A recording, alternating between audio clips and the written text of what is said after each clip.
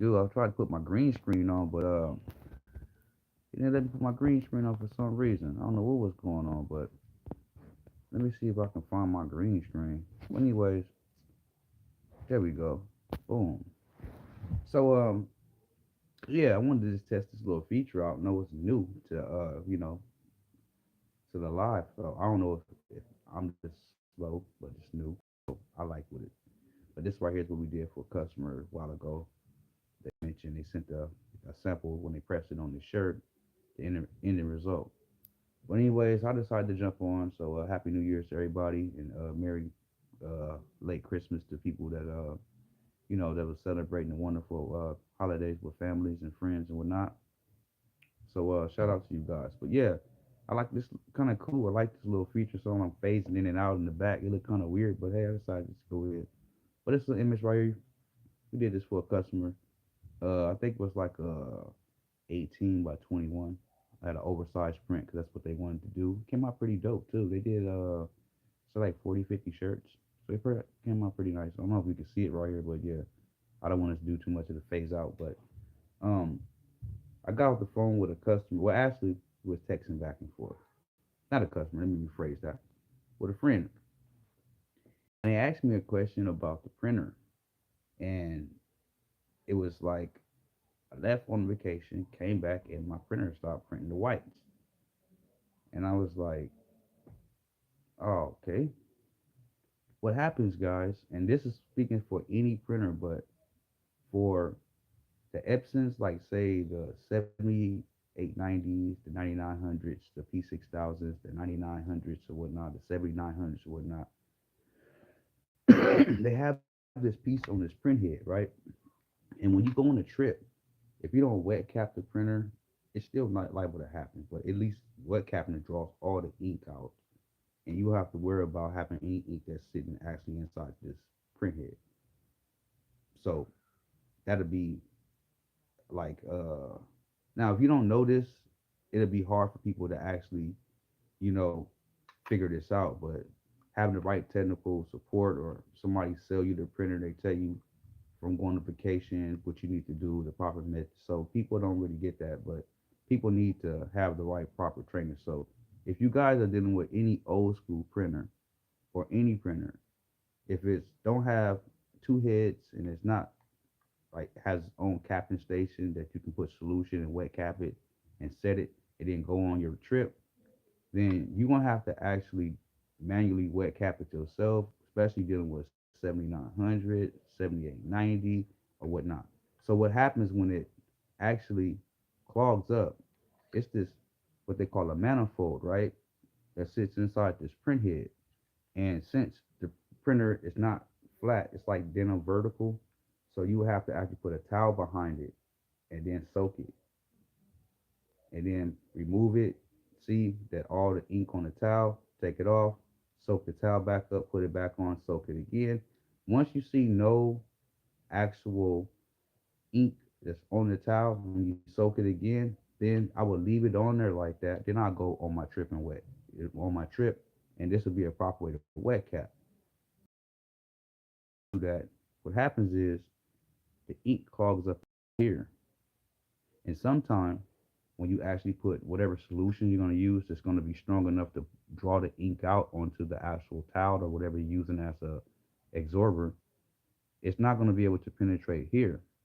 So you got to keep this in mind. So like what happened with a friend of mine printer, they went on vacation for 4 or 5 days, and it always happens. I know a person that purchased a printer from somebody else, and they went on vacation for a week and a half, almost 2 weeks. Same thing. 5 days, 2 weeks. I'm gonna be honest with you guys. If you have 7890, 7900, 9900, P6000, well not P6000 because they can actually do their own cleanings. A little bit motherboards, a little bit upgraded. But if you have any printers that I just named that's not a P6000, this problem with the print head, when you go on your vacation, it's a 50-50 chance that they're going to be the last time you ever print when you leave that printer in printing condition. So when you don't wet cap it or don't do anything, if you do wet cap it, it's still go on your trip and come back home, you're not going to be printing anymore. At least not with all full colors. Some colors are going to be gone. You're not going to be able to save them. And that right there, it's it's like a 50-50. So my advice is two different things you can do. Okay. Now I know price can be a factor in some people's situation, or they can just say, "Hey, I'm not tripping on the price or whatever." So it's two things that I would do. Either I would have some type of software on some type of network set up to where I can control my printer from my phone and set it to auto cleaning, and I go ahead and let it just clean itself. Or you can have somebody come and say, "Hey, I need you to maintenance this printer and just push this button and show them how to service the printer, show them how to clean it, just with the buttons, put it in clean mode, power clean, normal clean, and have them go back for the day, a couple of days later until you get home, or you can set it up on some type of network so it can, do auto cleanings itself. Either those two things. So if you don't do those two things, then when you leave, your printer is not going to be printing. So, um, but anyway, so I think it's just best for you guys to either whoever you purchasing the printer from, or if you got the printer already, to learn a different method of how to actually service and maintenance the printer, and prepare for vacation mode too. When you not vacation mode, but vacations. When you go on a vacation, you can't it ain't no vacation mode you can set your printer on, and because it's not sophisticated. It's that like you have some type of two-headed printers. So some printers they can set a vacation mode. It does auto cleanings on itself on its own on a timer. You know what I mean? But for the people that have the old school printers and they want to save their print heads, just keep this in mind to you have to understand some type of maintenance or some type of it's gonna need to be done, or have somebody over at your crib say, "Hey man, make this my printer for me. Just cut it on, and then I'm gonna show you how to do this. Pay them a couple of dollars or something." That's what I would do. But look, so this what we do. We got these images looking super nice right here. I'm talking about super quality. I think I better do this with this on this. Well, here we go. Let me see if I can show this. This is crazy. I should take that. Let me see if I can remove this. What's the name on there? But I don't think it's gonna let me remove that. But these images came out super dope. I want to show you guys. I was just messing with this actual filter in the back, and I don't know if I can cut it off. Let me see, cause it's my first time ever messing with it. The green screen. Let me go back over here, and there we go. So now I cut it off. So let me show you guys these images how they turned out, and I'm gonna tell you guys. Let me go ahead and peel this off real fast. If you guys are dealing with printers and you say, "Hey, I need something for production," and maybe you want to consider a two-headed printer. So this is what it looked like right here. These images came out super nice too. Quality came out dope. I just printed them out just to show customers, the quality of these images in case they was trying to purchase from the website, things and whatnot. Load them all up. I'm gonna end up pressing these on shirts and just giving them away to people because it's not just you know, there's no need for me to have them. I have so many images.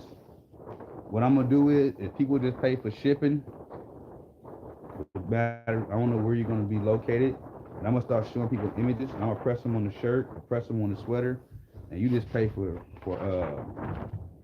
just for shipping, and you have a free image. Cause I got so many of these. I got like over 50, 60 images and they're super nice, and I don't know what to do with them. Sometimes I give them to customers that's new, and they don't know how to press, and I give them the press instructions and say, take these and use some old shirts and press these on there, and then once you get it, you can use your shirts, the ones that you actually pay for your customer and whatnot. So you won't be destroying no images. If you only ordered 5 images and it's your first time pressing, and you destroy one or two of them, and it's like a job or something for you and the family to go out on an outing, and you're gonna destroy those shirts. So I kind of like give people these images for that reason, and sometimes I also print out extra images and give them along with them, just in case they have an extra image that I'm saying to practice on or whatever. But I do a couple different things. But I just want to jump on here because like I said,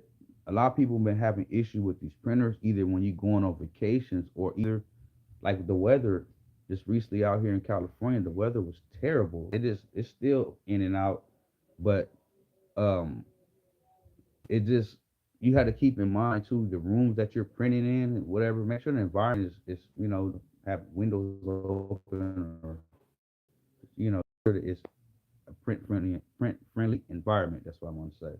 But anyways, I don't really get into the printing anymore, guys. We manufacture. We just worry about if you want t-shirts, sweaters, or you came out with your own clothing line and you need somebody to manufacture and you got your images and you just say, hey, I need this amount of shirts, sweaters, and tops and bottoms, track suits or whatever. That's what we normally do. We don't really deal with the printers and whatever no more and the ink, powder, and film. That is not our thing. But we still have the product that people want to purchase because they like the way our vibrancy is.